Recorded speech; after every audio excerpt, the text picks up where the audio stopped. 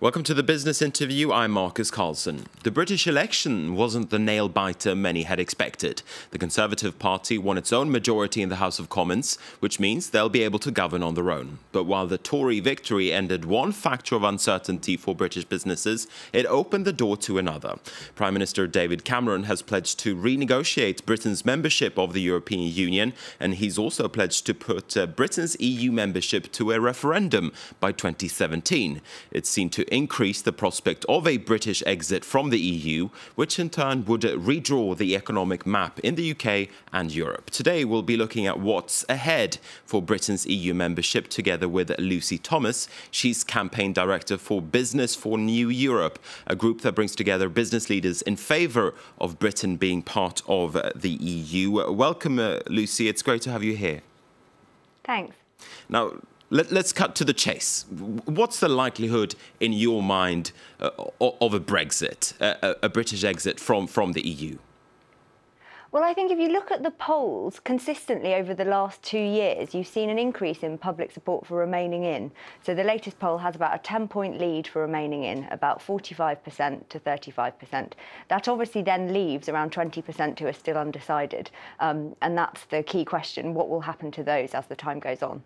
OK, and it'll be your job to win them over, so to speak, I'm guessing. Absolutely. Along with lots of other people. I mean, the point is the real passionate case for Britain's EU membership hasn't really been made consistently over the last 20, 30 years. And I think we take a lot of the rights and the benefits for granted. Meanwhile, those who'd like us to get out have been consistently knocking Brussels and saying, oh, look, there's another daft piece of regulation. So I think we have a real job to do, both from the business community, but also politicians and also popular figures and all kinds of people to explain the benefits to people in their everyday lives. Now, since the UK election, the government has kind of hinted at the possibility of holding the referendum before 2017. Is that a possibility in your mind? Yes, absolutely. I think if you look at the timetable, the Queen's speech will go through at the end of this month, and then you'll get the legislation through fairly quickly after that, given that there's a Conservative majority. Were there to have been some sort of coalition, it would have perhaps been harder, but I think it will certainly get through the Commons, and then it has to get through the House of Lords, where some amendments may be put, but that will get through. And if you think about the timetable in terms of reform, you have the European Council at the end of June, where David Cameron may be asked by other EU leaders to set out the principles of what he's looking for in terms of reform. That can maybe be done towards the end of this year, and you could certainly see a referendum either sort of summer 2016 or towards the end of 2016. And from the business community's perspective, actually curtailing that period of uncertainty is maybe the better thing to do, rather than having 2 years of wrangling and uncertainty about the future. Actually, let's just get it done quickly.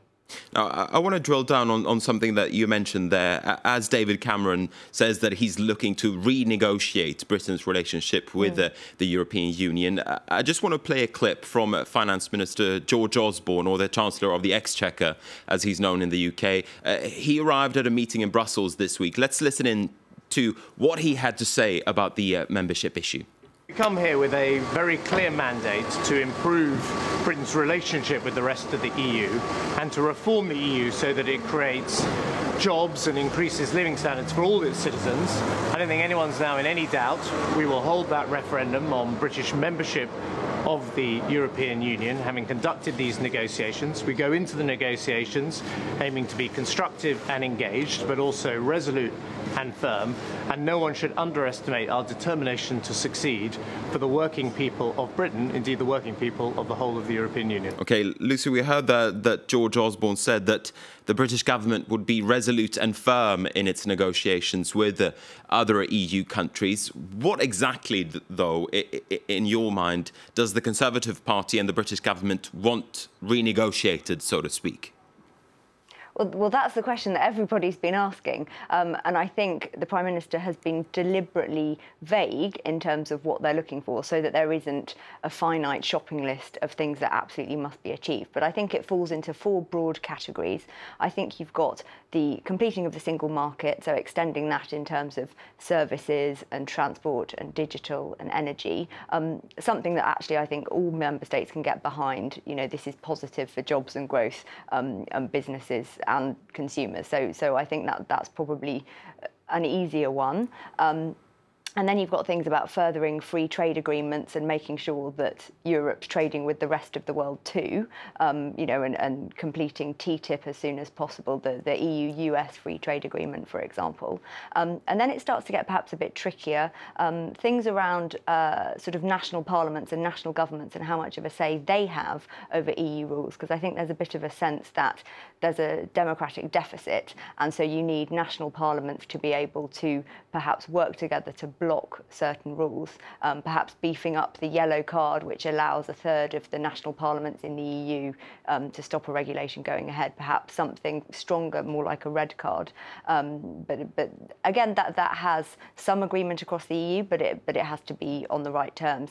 And then I think there are things around migrant benefits, and that's something which certainly Eastern European countries haven't really liked the mood music coming out around that, because they think, rightly, EU migrants come to the UK, they pay tax and they work here, and there's a tiny proportion who are claiming benefits. So actually it's slightly sort of trying to deviate from the UKIP position, which says so long as you're in the EU, you can't control your borders, and as many EU migrants as possible can come here. So I think the government are looking for something which can say, no, we can actually be tough on migration from the EU, and the way we're going to do it is by cracking down on benefits. So I think there's a lot that can be done in domestic law and changing our rules rather than getting the whole of the EU to have to agree to it. And then lastly, there's the phrase ever closer union, which the Prime Minister doesn't want to apply to the UK anymore. So what can they perhaps get some kind of deal around some wording saying it no longer applies to every member state in the same way? Do you think that business leaders in the UK will get behind that laundry list, so to speak? What do you, for instance, in Business for New Europe, want renegotiated? What needs to change, in your opinion? I think we hear a lot that smaller businesses really feel the weight of regulation. And I think it's true that it's easier for bigger companies to adapt when new rules come in. You know, they have armies of lawyers and accountants and people in Brussels who are on top of all of this stuff. So if you're a tiny business and there are new rules, it's harder for you to comply. But that said, in order to remain in the single market, you're always going to have one set of rules on certain things. So I think the key will be, when EU decisions are taken, making sure that a full impact assessment is done to make sure that smaller businesses aren't being adversely affected, and perhaps having some exemptions for smaller businesses from certain things. Do you think that other EU leaders are likely to bite, though, as David Cameron says that he wants Britain's treaty with the EU renegotiated? We've heard from the German finance minister, Wolfgang Schäuble, saying that other EU governments probably would not be interested in a treaty change because the last few treaty changes have been quite painful. They've taken a lot of time. So, as I say, do you think that other European leaders are really interested in what Britain has to say, so to speak? Well, I think that's the key thing. I mean, treaty change is not going to happen by 2017 or indeed 2016, when it's more likely the referendum's happening. So I think it's curious that David Cameron has been so insistent on the need for treaty change to get what he wants through, because actually, looking at his shopping list, you don't need to change the treaty. If Britain were to vote for leaving the EU, would it really be such a disaster?